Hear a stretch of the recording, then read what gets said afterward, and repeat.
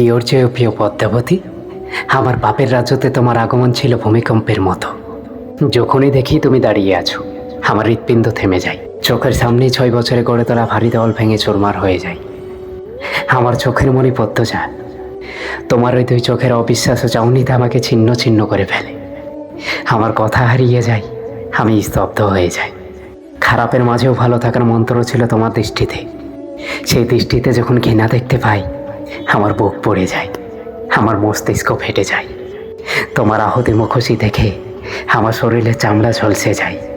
তোমার চোখে জল দেখে সমুদ্র আছড়ে পড়ে মাথার ওপর।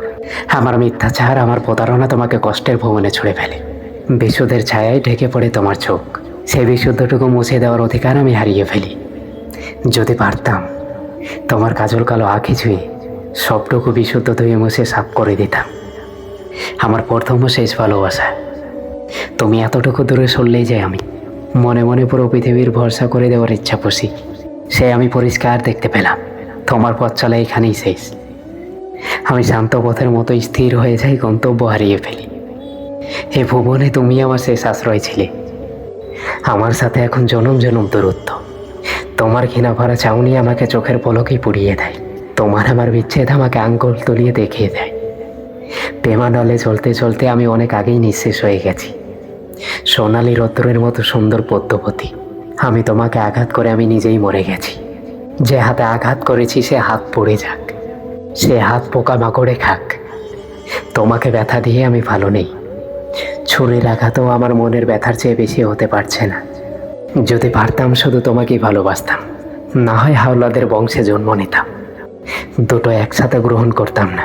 2 সস্তা মস্তিষ্কের দ্বন্দ্বে আমাকে পুড়িয়ে দিচ্ছে। আমি নিষ্ঠুর, তুমি মায়াবতী। আমি ধ্বংস, তুমি সৃষ্টি। আমি পাপ, তুমি পবিত্র। এত অমিলও কেন হলো মিলন? কেন কালো অন্তরে ছড়িয়েছিলে ফুলের সুবাস? আমাকে ধ্বংস করার জন্য কি অন্য কোনো অস্ত্র ছিল না? এমন কঠিন কষ্ট কেন দেওয়া হচ্ছে আমাকে? তোমার ব্যথায় আমি দগ্ধ হচ্ছি। তোমার কান্না, তোমার আর্তনাদ আমার মস্তিষ্কের প্রতিটি নিউরনকে কাঁপিয়ে তোলে। মনে হয় মাথার ভিতর পোকারা কিলবিল করছে। বিচ্ছেদের বিষাক্ত ছোবলে আমি নীল হয়ে যাচ্ছি, আমাকে বাঁচাও। আমি রাহুলাতে শেষ চিঠি। কিছু লাইন এখনও অজানা রয়ে গেল। কি লেখা আছে সেই শেষ কথাগুলোতে জানতে হলে অপেক্ষা করুন পরবর্তী এপিসোডের জন্যে। ভিডিওটি দীর্ঘ হয়ে যাচ্ছে, তবে চিন্তার কিছু নেই। পরবর্তী পর্বে আমরা আপনাদের সামনে চিঠি সম্পন্ন রহস্য উদযাপন করব। তাই সবাই চোখ রাখুন, আর এপিসোড 2 কেউ মিস করবেন না। আর এতক্ষণ আপনাদের সাথে ছিলাম আমি সোহেল। তো দেখা হচ্ছে পরবর্তী কোনো এক ভিডিওতে। ততক্ষণ ভালো থাকবেন, সুস্থ থাকবেন, আর স্বার্থপর মানুষ হতে দূরে থাকবেন।